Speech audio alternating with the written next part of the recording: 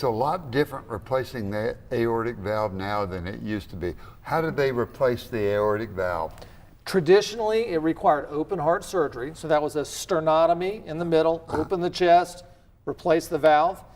Surgery is still excellent. It can be done with more minimally invasive techniques.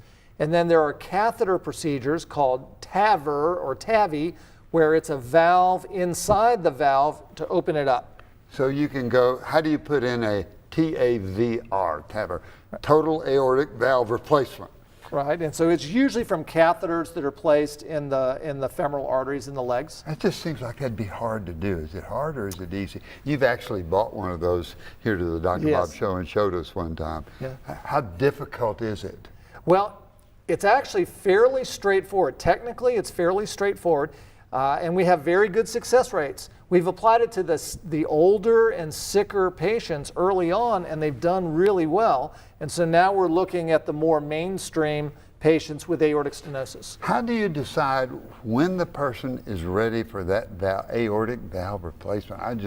That's a scary decision, just like the mitral valve. So how do you decide? Through echocardiogram? Or? We follow the echoes, but importantly, we have to take a good history. We have to ask, are you exerting yourself? Are you having any symptoms?